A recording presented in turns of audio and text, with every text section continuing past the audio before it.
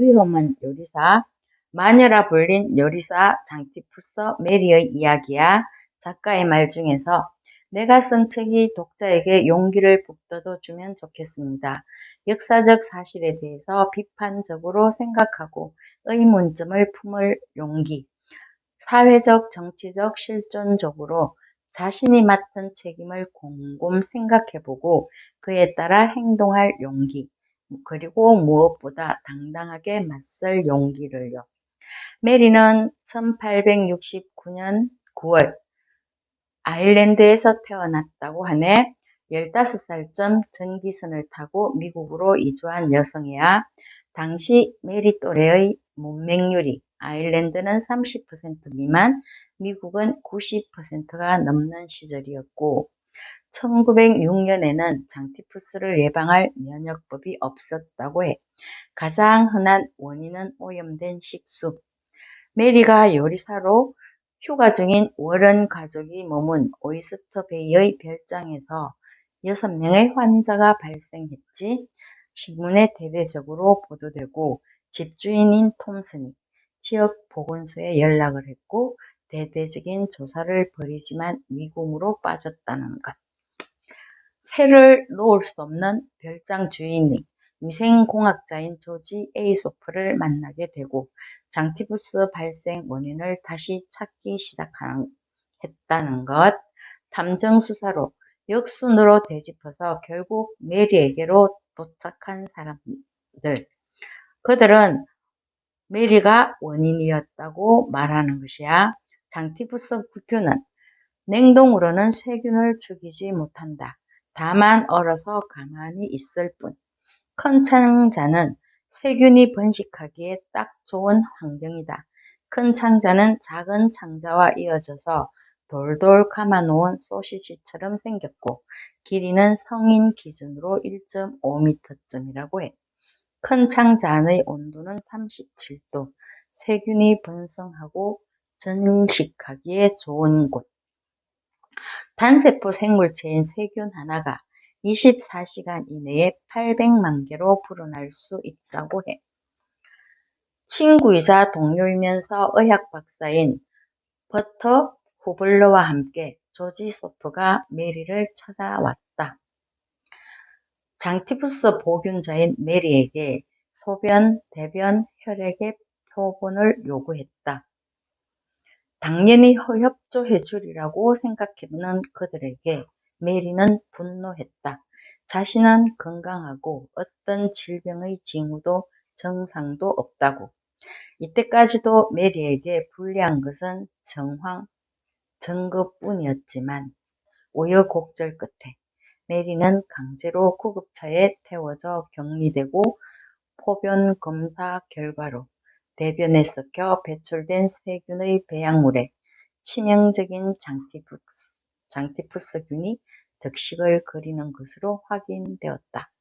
결과를 들은 소프는 예상했던 대로 그 요리사는 살아있는 배양관이라고 말했다. 어떤 질병이 습격해 오면 그 질병을 일으키는 세균과 습격당한 사람의 면역체계가 싸우기 시작한다.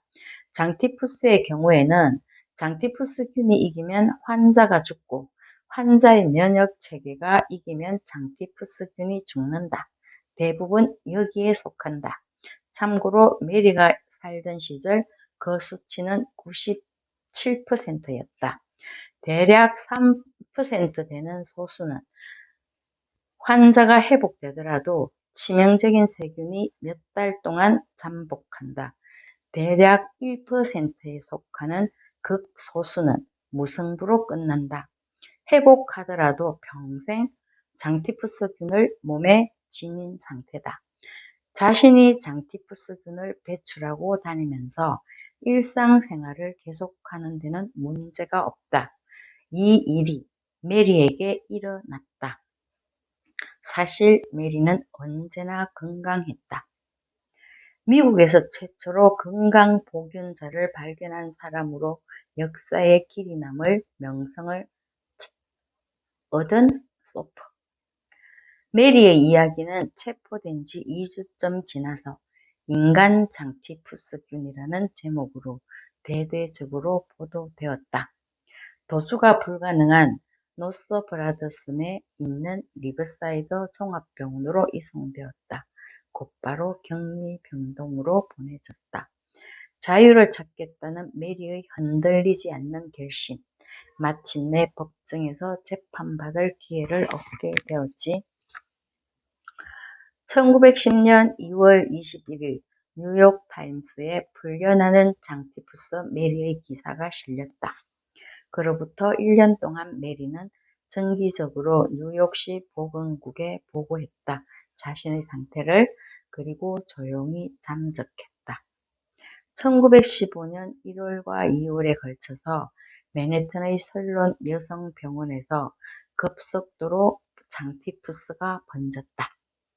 위생경찰 부대가 파견되고 46세의 메리는 다시 리브사이드 병원의 단청집으로 되돌아갔다. 풀려난 지 4년 만에.